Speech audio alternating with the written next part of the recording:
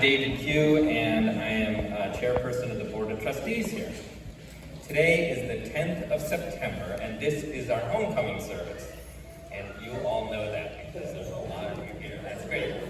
Our minister, the Reverend Dr. Karma Amos, will lead the service with music by Derek Herzer and Trillium today. And there are a few announcements. There are quite a few announcements. But if you look in your green sheet, there are even more announcements. So if you'd like to know more about the Sacred Grounds program, please go to the registration table in the fellowship hall after the service today.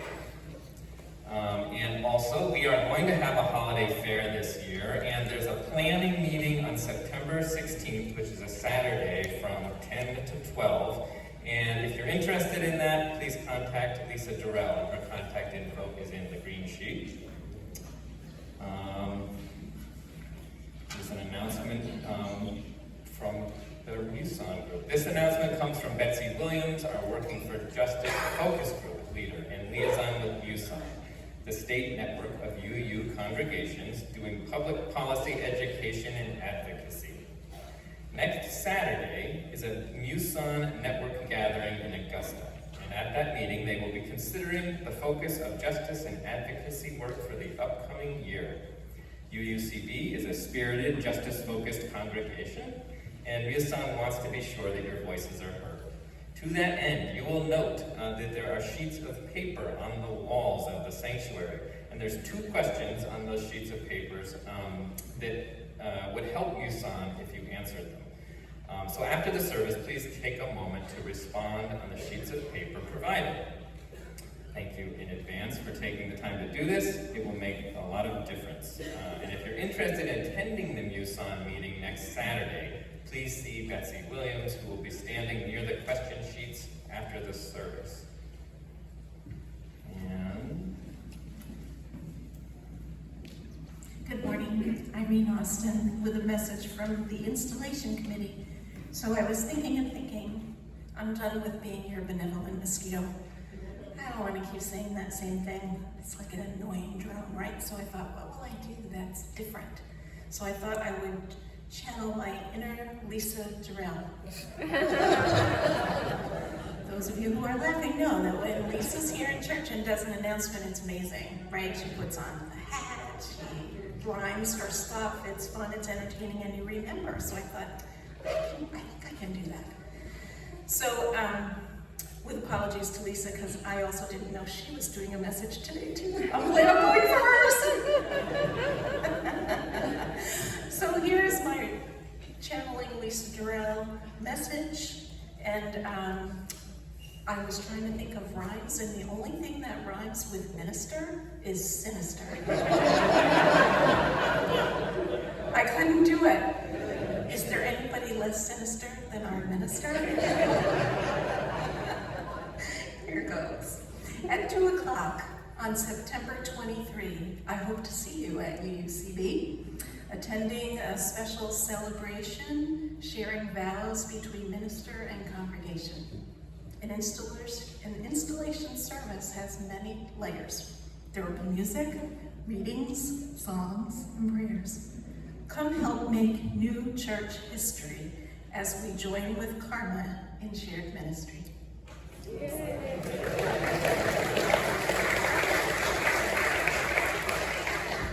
so I just learned that I wasn't supposed to talk about the holiday fair. I was supposed to invite Lisa Durrell to come up and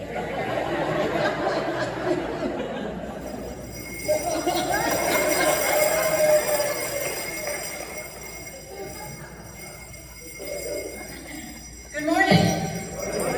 My name is Lisa Durrell, and I am the chair of the UUCB Holiday Fair on December 2nd.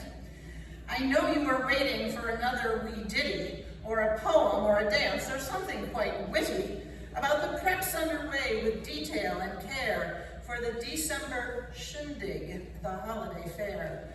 But we know coming soon we have, above all, a minister beloved we soon will install. So the bells and the ditties until October will wait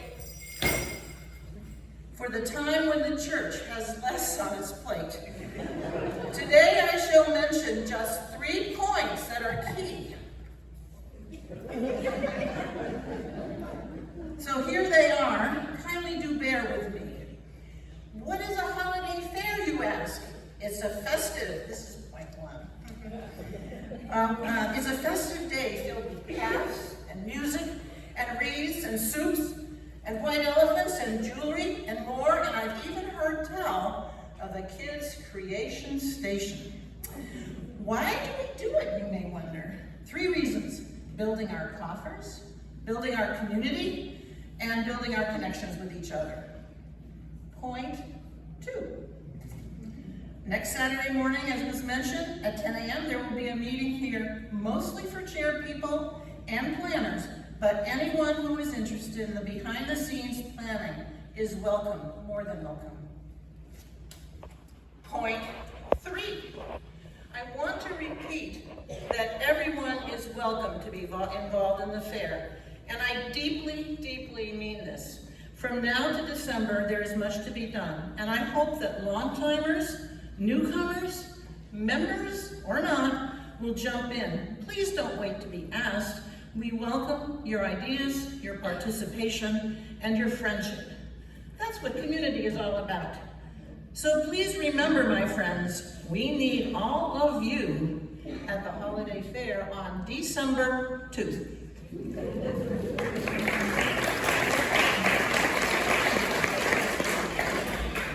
So now I feel terrible that I asked Tobin to do the last announcement because he's got all of that.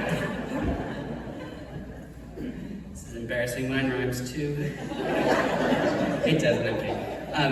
So I just want to make a quick RE announcement. My name is Tobin. I'm the Director of Religious Exploration, which, as many of you know, means all things kids on Sunday. And this year, we are trying to build back up to pre-pandemic space where we had children in separate classrooms based around ages. So we are building that up this year, and to do so, we need lots of hands. So I'm going to give you a call and response. And so when I do this, I'm going to have you respond. So the response I want from you is, it takes a village to raise a UU child. It takes a village to raise a UU child. I'm glad you noticed that, because I need as much help as I can possibly get. And in the back station, if you go to the welcoming table, there's a little note of where to sign up to help out with the RE classes. And just so you know, I've only done that through November. I'm very, I believe in you all. I believe you're gonna help me.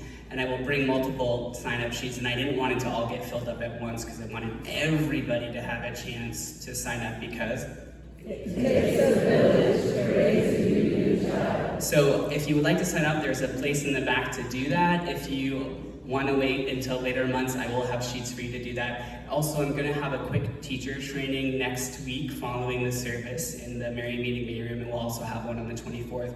And that'll just be a quick review of what it is that we do in our meetings, and just a chance to get to know each other and for me to get to know you. So please do help out if and when you can. We have a call for folks who can be a lead person I'll ask you to sign up for the full month, which is usually only a couple of weeks because there's always a holiday in there somewhere.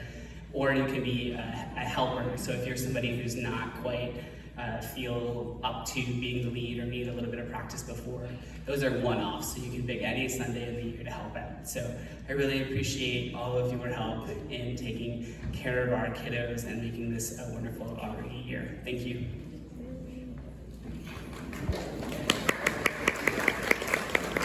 So one last thing. In the interest of safety, if you're new or you don't remember, there are 3 exits from this building. One, you came in the back here. There's an exit by the AV booth on this side. And if you go all the way back through religious education, there's a 3rd exit there. Please check your cell phones and electronic devices to make sure they are quiet. And I'm so glad you came to spend time with us here. Thank you.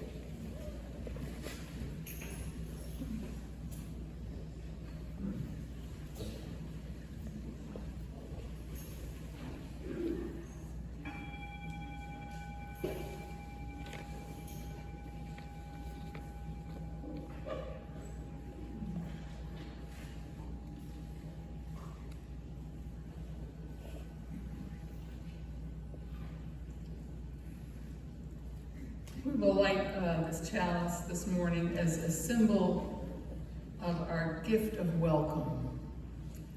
Today, we light this chalice for you, each of you, and all of who you are, as well as who you are becoming.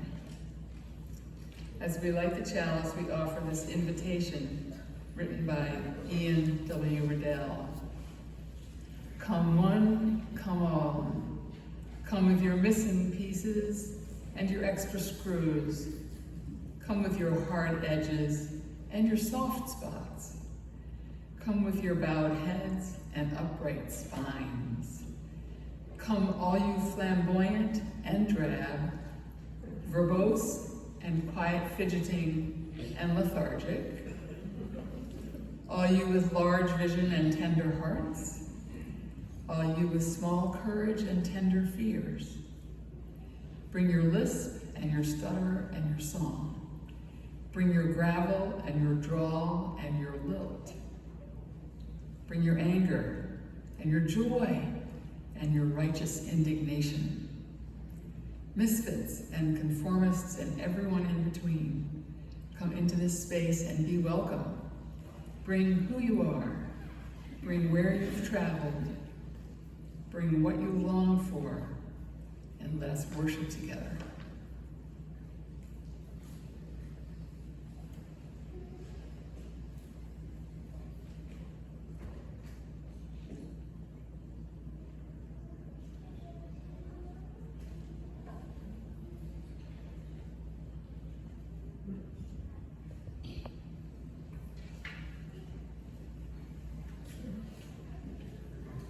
Good morning. Good morning. My name is Karma Amos, and I am blessed to serve as your minister and to be back home again this morning.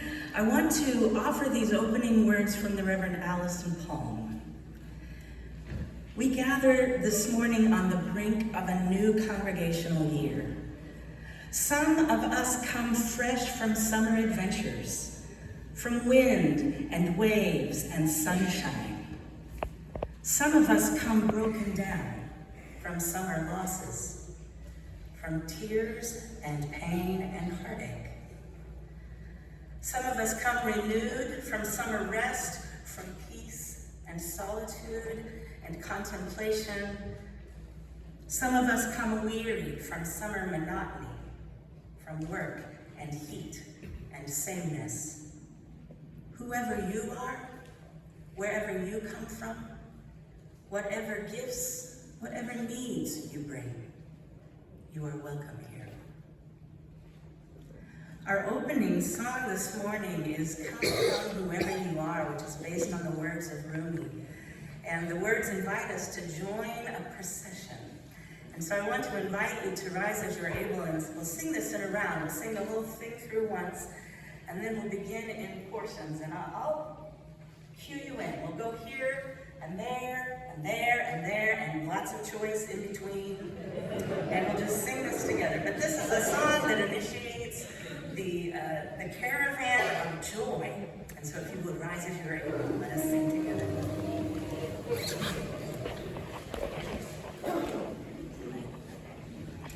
Oh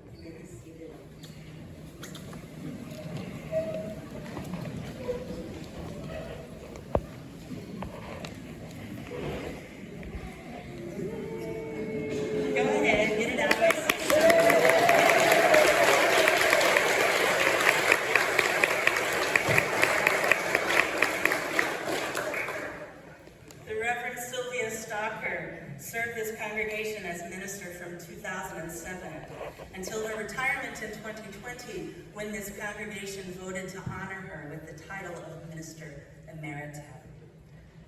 Sylvia and her spouse, Steve Welcome, continue to live in Brunswick, and they consider UUCB to be their church home.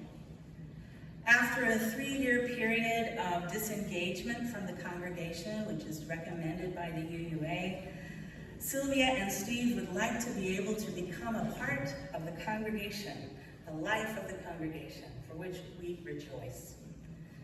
For Sylvia, that means a change in roles that honors both my calling to the ministry here and Sylvia's need to simply be part of the gathered congregation without any ministerial duties. Sylvia and I have made a covenant together outlining our different roles within the congregation, which we'll sign today. We encourage you to read the full text that's included in your order of worship, but here are the basic points. First and foremost, we both love this congregation, and we want to continue to see it thrive. To that end, we will support each other. I support Sylvia in her role as retired Minister Emerita. She supports me in my role as the current minister. To that end, we recognize that Sylvia is blissfully retired. Her title, Minister Emerita, esteems her 13 years of ministry with you, but it does not come along with a portfolio of job responsibilities. I want to support Sylvia, and I know you do too, in doing the things that feeds her spirit. For the good of the congregation, Sylvia and I will communicate directly with one another. We will neither engage in triangulation. That's a big one. We will not engage in triangulation, nor keep secrets from one another. That part of our covenant has some implications for the ways we ask you to communicate with both of us. We ask you not to tell Sylvia anything you don't want me to know. Similarly, do not expect Sylvia to convey messages to me that you do want me to know. If you want me to know something, tell me directly. If you want Sylvia to know something, tell her directly. And with those understandings, we're going to sign our covenant, first sharing the final paragraph with you aloud. Honoring our mutual respect for one another as colleagues, our shared love for this congregation, and our commitment to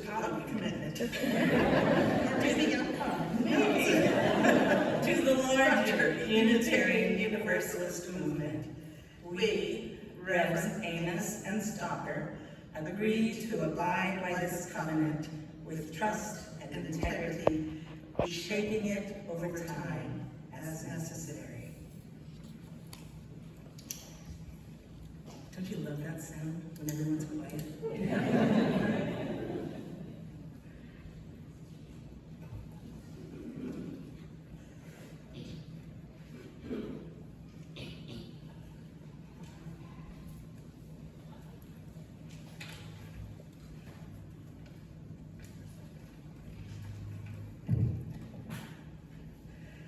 I am thrilled to be back among you at UUCB.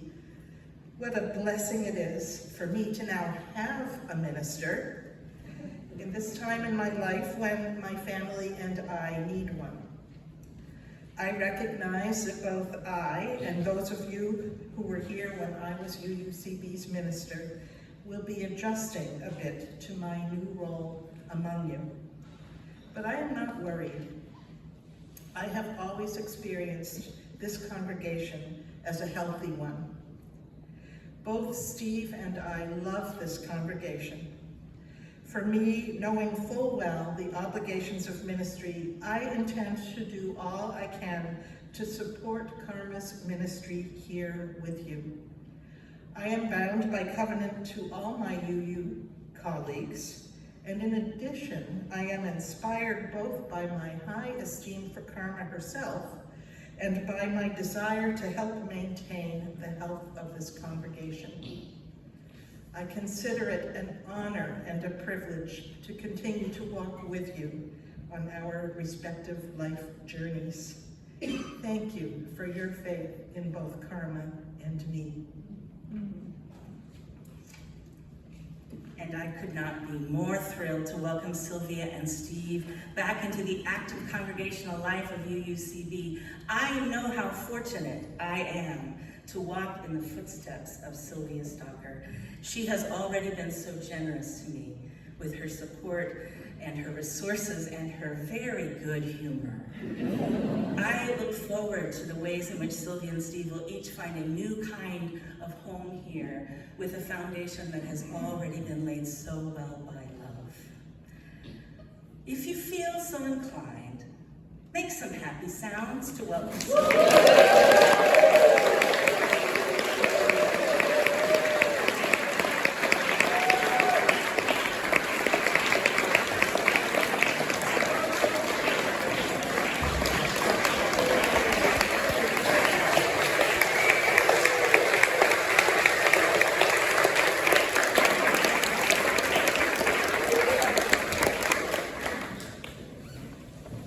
Thank you all so much.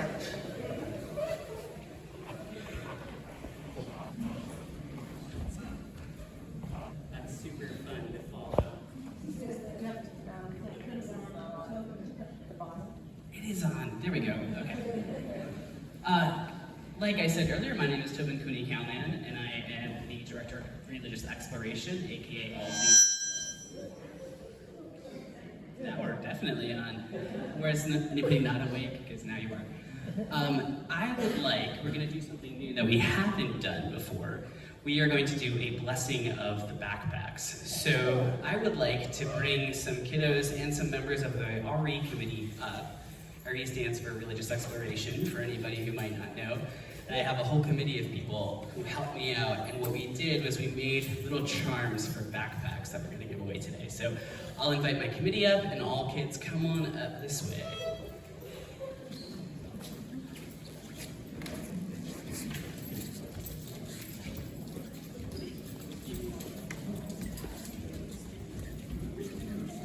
You can have a seat on the steps. Probably the easiest place to go. There you go. Nice backpacks. These are so colorful. Then do you want to stand, or would you feel better sitting down over there? Excellent. Hi everyone. I'm behind you. I'm going to come get in front of you so you can see me. Hi everyone. Hi everyone. It's been a while since I've seen you. It's so nice to see you all. I brought my backpack since we were talking about backpacks today. This backpack I've had for just about ever, and you can tell it's kind of torn up. It's a little ratty. I carry pretty important things in my backpack. I don't go to school anymore, but I go to work, and so I have some things that I take with me just about everywhere. One is a notebook. I'm always writing things down, lest I forget. I have a little poetry book. This one's special because it has a poem by Sam Caswell in it, but usually I carry a poetry book in my backpack. Today, I have some curriculum in my backpack, because I have a meeting after our service, our whole lives, very important stuff. I also carry the usual pens, pencils, hand sanitizers, those kind of things. What do you all carry in your backpacks? Garfield, burps and burps, slurps and burps.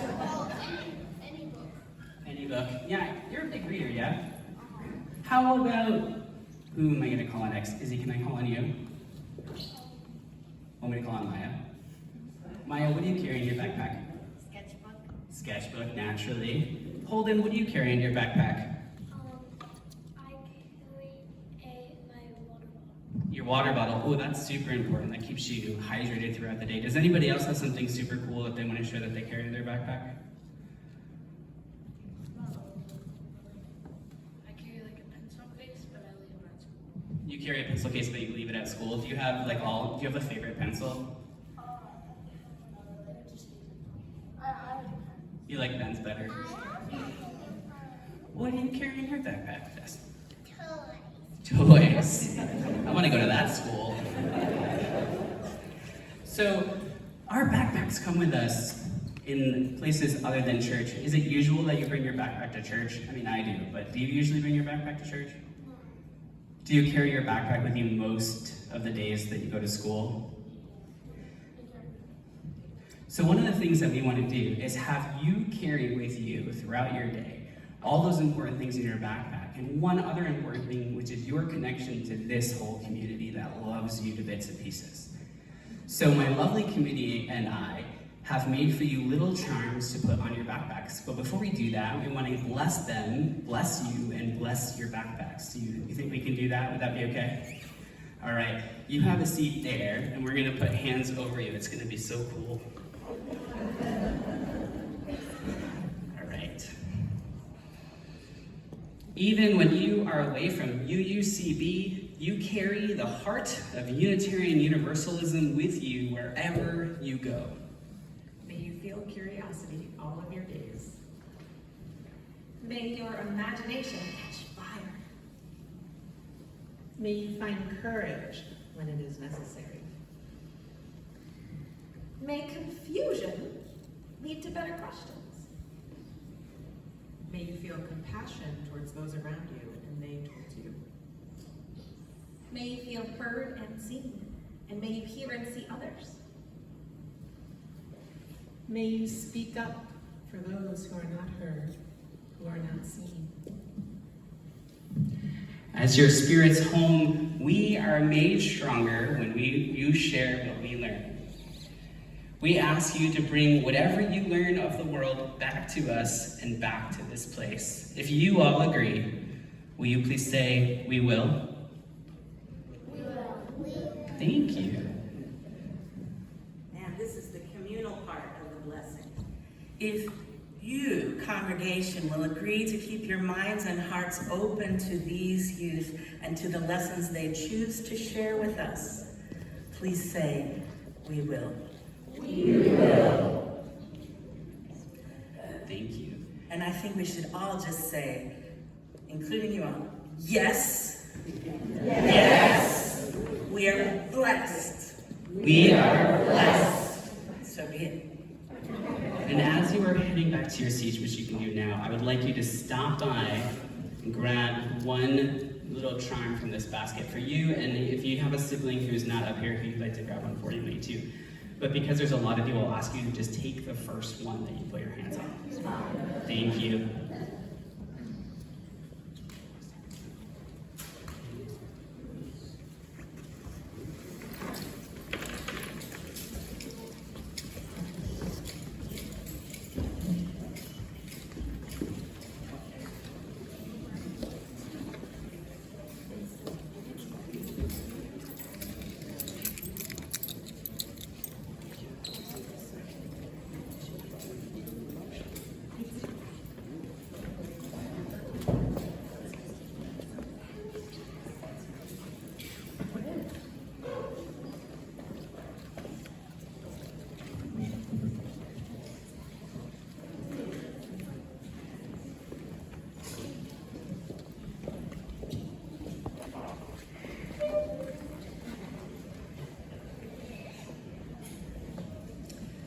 Good morning. I'm Mary Larson, a member of the Pastoral Care Committee. We have a number of joys and concerns this morning. For joys, Louise Gephardt is grateful for wonderful family love with all three granddaughters and their parents, with a bonus of perfect Maine weekend weather. From Barbara and Russell Jabot. We celebrate with joy and gratitude the upcoming first birthday of our first grandchild, Gracie Mae Jabot. After a traumatic start at less than 2 pounds and spending 3 months in the NICU, she is now a healthy 25-pound, cheery little darling. I have both a joy and concern. My 18-year-old granddaughter was on the roof of a tall building in Marrakesh when the earthquake hit. And my joy is that she's totally fine. She and her friends spent the night in a huge open area in front of a mosque with 300 of her best friends. And she is back in Casablanca where she's teaching English. The concern, of course, is for the thousands of people whose lives have been so radically changed by this natural disaster. Carol McCoy misses everyone and is sorry to miss homecoming service. She has COVID and is doing much better, but doesn't want to share it. She also asks us to please send prayers for Sandra Kimball, who has been diagnosed with a very rare type of cancer. Sandra is still being evaluated for treatment. She is in good hands with a devoted, loving sister. Carol and Sandra often sit next to each other in UUCB services. If you are not attending in-person services and would like a joy or concern read from the pulpit, you may send an email to uucbjoysandconcerns@gmail.com. The address is up on the screen and in UUCB's weekly newsletter. If you have a concern you would like to discuss in private, please speak with a pastoral care associate. We have light blue ribbons on our name tags and would be happy to listen and help.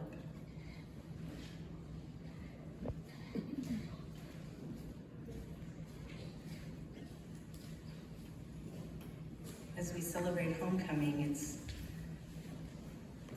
I realize in almost every home that I know, a lot of the time we hold conflicting thoughts and feelings at the same time. Sorrow and joy, worry and hope, fear and conviction. And that's also true in this place we call home. Will you join with me in a spirit of meditation and prayer as we just settle into being together in the reality that is our life?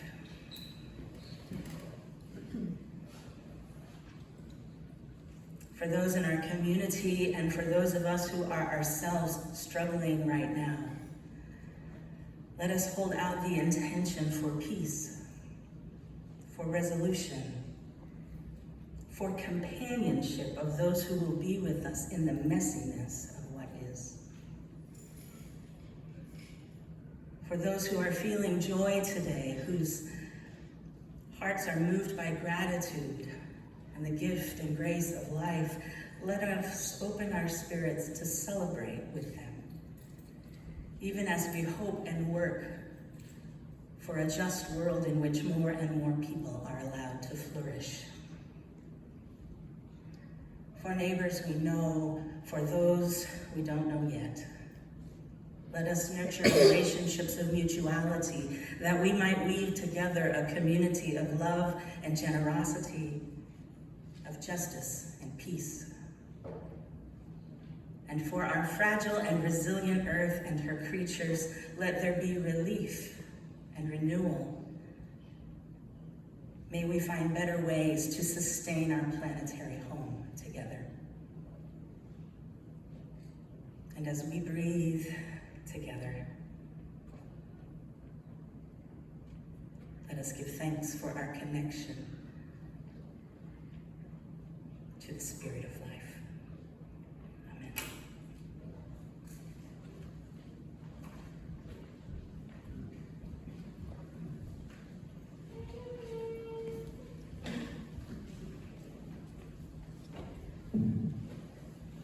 Today's reading is one that many of you will recognize. It's a poem called Wild Geese by Mary Oliver. You do not have to be good. You do not have to walk on your knees for 100 miles through the desert repenting. You only have to let the soft animal of your body love what it loves. Tell me about despair. yours, and I will tell you mine. Meanwhile, the world goes on. Meanwhile, the sun and the clear pebbles of the rain are moving across the landscapes, over the prairies and deep trees, the mountains and the rivers. Meanwhile, the wild geese high in the clean blue air are heading home again. Whoever you are, no matter how lonely, the world offers itself to your imagination, calls to you like the wild geese, harsh and exciting, over and over announcing your place in the family of things.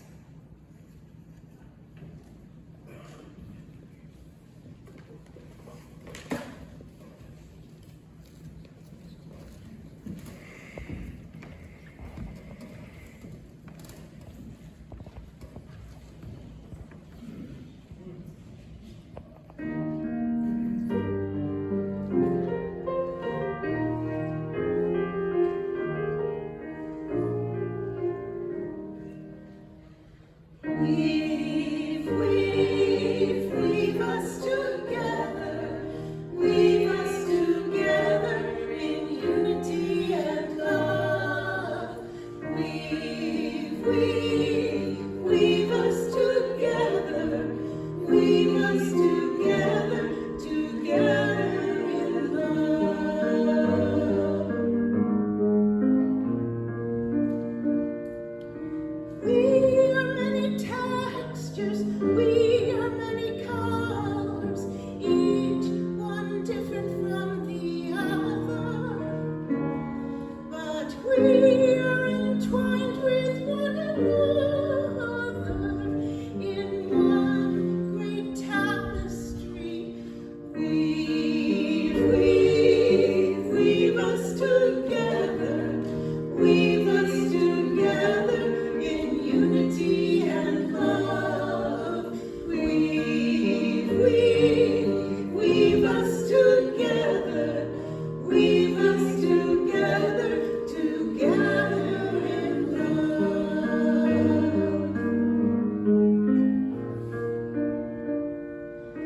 We are daring instruments playing our melodies, each one tuning to a different key.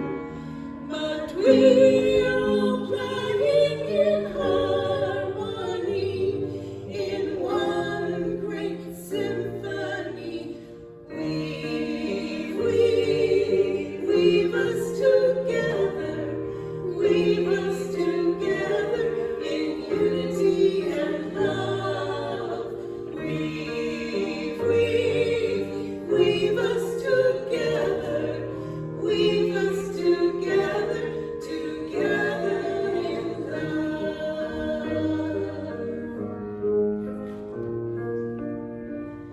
A moment ago, still we did not know our unity, only diversity. The love in you brings the love in me, in one great family. Weave us together, weave us together in unity and love. Weave us together, weave us together, together in love.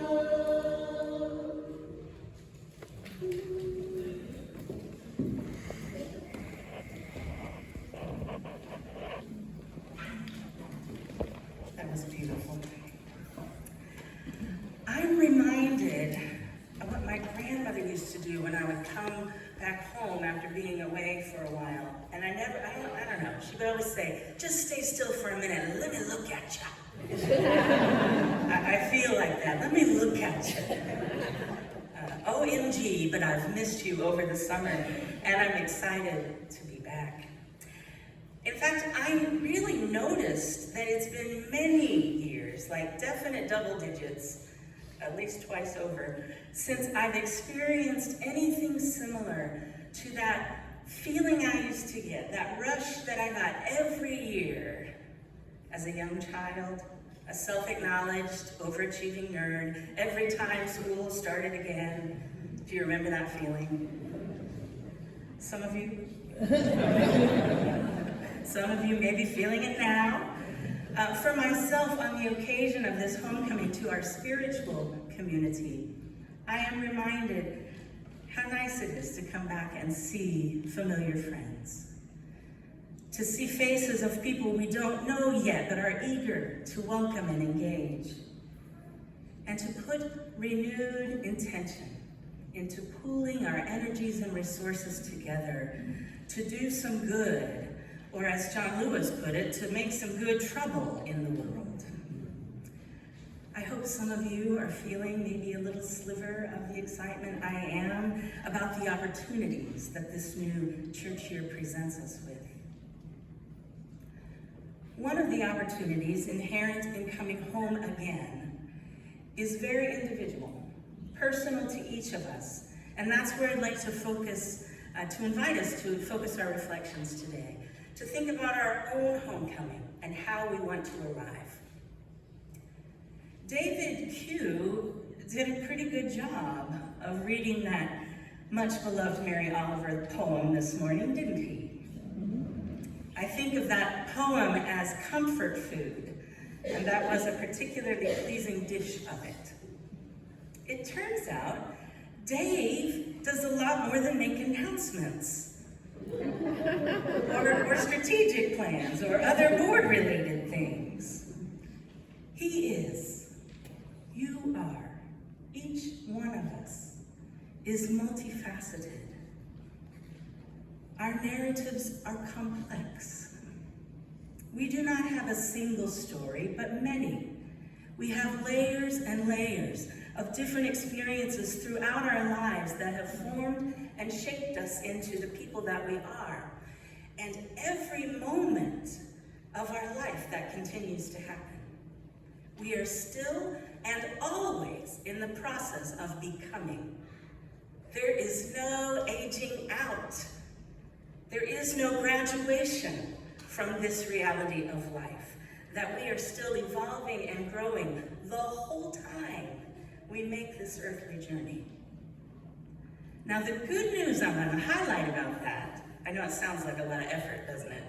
But the good news I want to highlight is that it means we have choices about how we return home again every time we do. We can choose to begin over and over and over again. We have agency in determining where we want to focus our energies, what areas of our life, both individually and together, we think most need our attention in this time. We have choices to make about how we want to show up for the people that we love, how we want to show up for the people that we struggle to love, and how we want to show up here for the spiritual community we call home. For much of my adult life, Mary Oliver poems have functioned as something like a soundtrack. I don't think I'm alone in that. I hear refrains of some of her poetry just as I go about my day. Wild Geese has always been a favorite. I think I've had it memorized for more of my life than I didn't have it memorized. And I used to recite it to myself often. It was a good friend. And I thought I really knew what it meant. And of course I'd seen a goose, right? Who hasn't? I knew geese. In the early days of my relationship with Diane, I'm embarrassed to admit this, but I've already started. I used to text her countless photos of Canadian geese, along with a little joke of some sort that I was hanging out with her compatriots. She's Canadian. You can see how far my humor really goes. And still, as Joni Mitchell might put it, I didn't really know geese at all.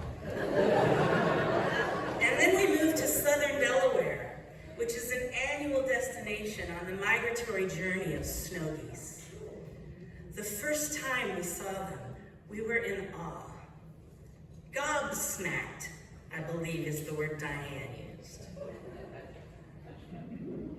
There were thousands and thousands of them.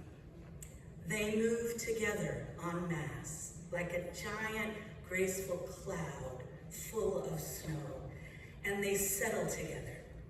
Entire fields, acres and acres and acres of land, turn white. And after they rest and eat and catch up on all the gossip, they take off together in an instinctual yet inexplicable coordination of wings and bodies and purpose. Sometimes they land in the bay and they seem to be floating like a giant sheet of ice. When I hear the poem Wild Geese now, I feel it in my heart and in my body. My ears recall those sounds, and I remember the amazing sights. The geese, of course, but the lines of tourists who just pull over to the side of the road to watch because they can't not have this moment of wow together. I know that this poem says something true, something primal about the cyclical nature of life, the repetitions that give us rhythm, comfort, a sense of stability, but also endless opportunities to start over, to incorporate the wisdom we're learning, and to be and do things differently in harmony with the spirit of life and our own dreams for ourselves and our worlds. You may have seen the centering thought that was on the screen before worship. It is from Malebo Safadi, a South African author, activist, community development worker, and social commentator. And her centering quote, if you missed it, was this. It's worth saying out loud. Reinvent yourself over and over and over and over and over again until you find a home. There is no timeline for the soul.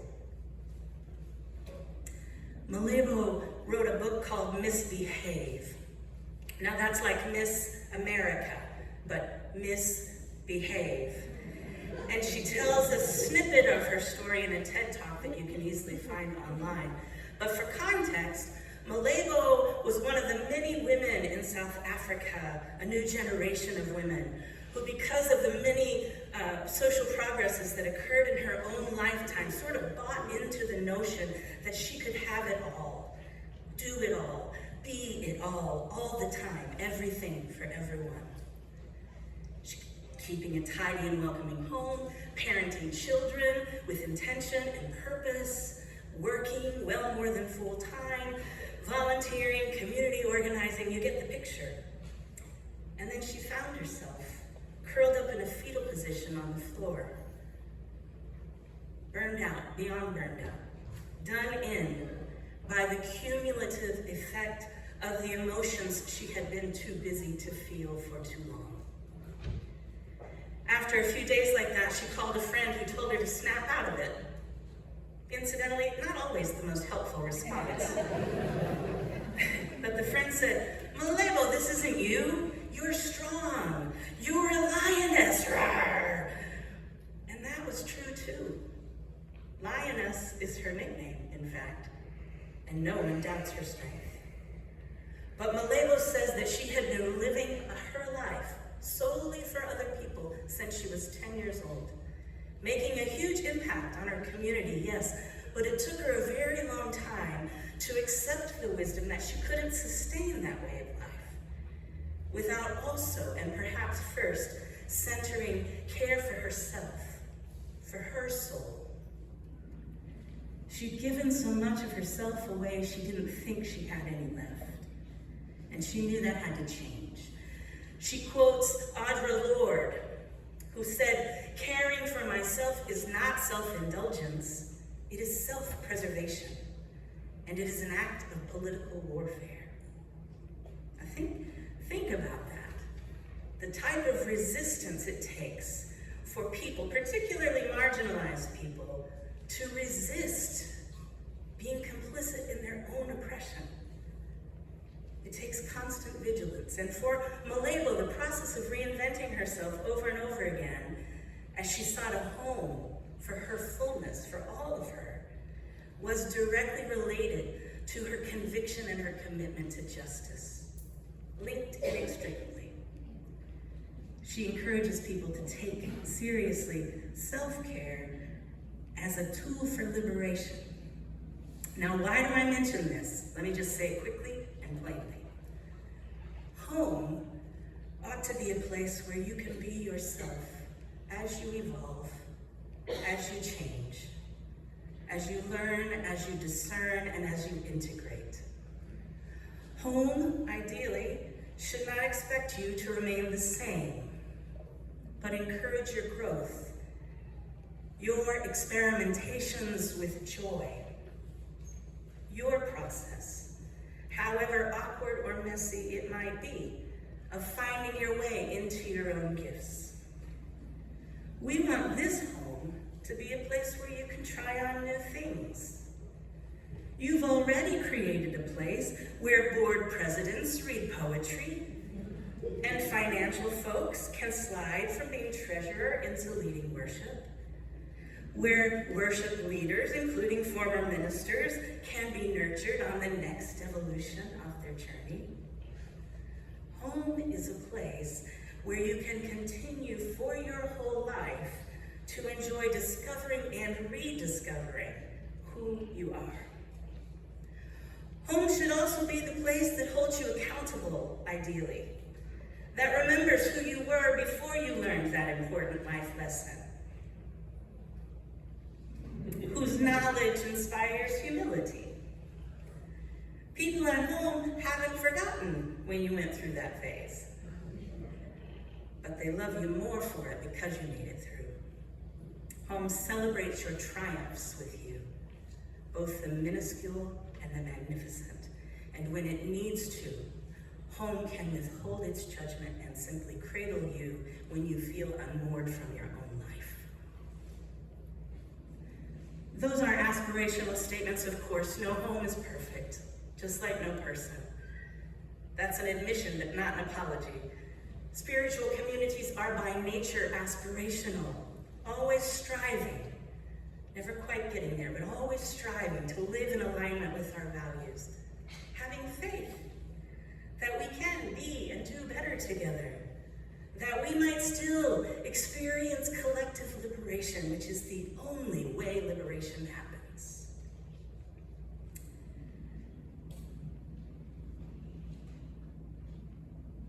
I'm just gonna stop, I think, and make this comment that Malebo offers often at the end of her workshops with people.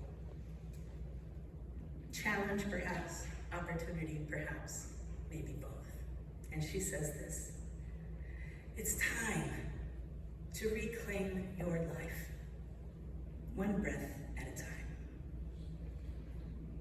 Friends, we want this home to be a place you can do that over and over and over again. May it be so.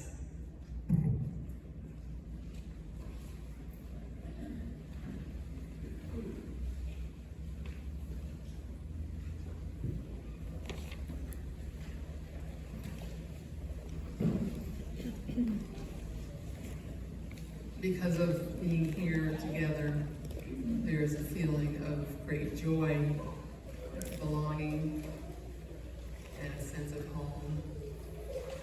It's time to gather your offerings for all of the gratitude that you feel for having such a place.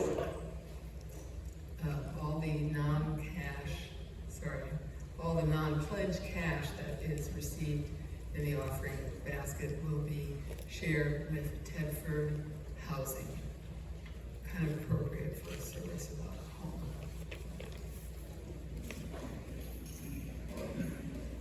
Your offerings will now be received.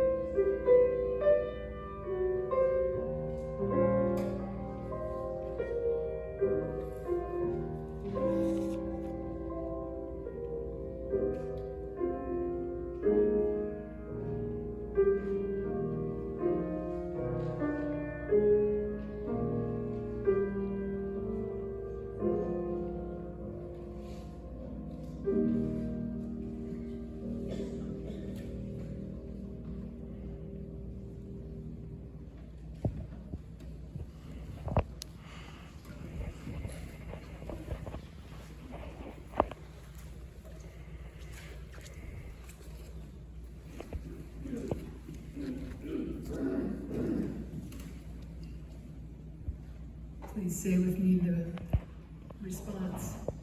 May these offerings sustain and grow the work of this church, weaving a tapestry of love and action. Thank you.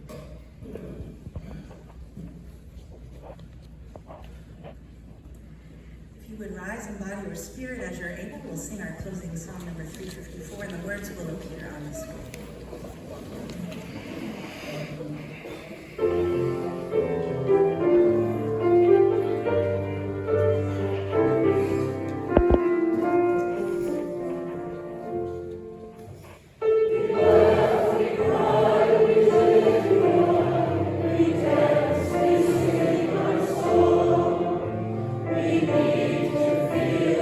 Something here to which we can belong.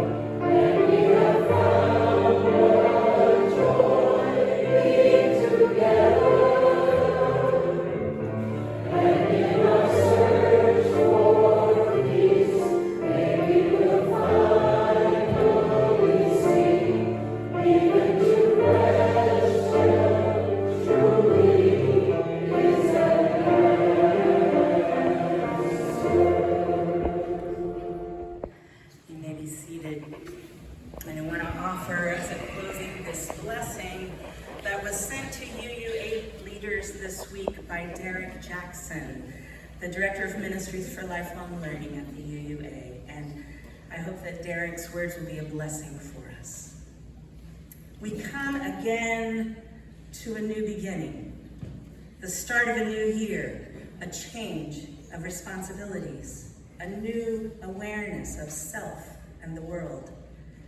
May we have what we need to navigate this time: a loving community, strength for challenges, groundedness in the midst of change. May we feel the presence of our healthy ancestors, our friends and family, our colleagues and compatriots, all those who loved us into being. When things get rocky, remind us that we are enough. Give us the confidence and the connections to navigate a way forward.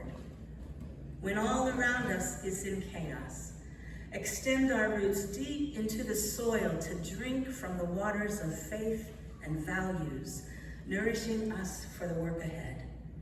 May we launch into this new beginning, blessed by a love that defies understanding, grounded and supported to face the challenge of each new day. Blessed be.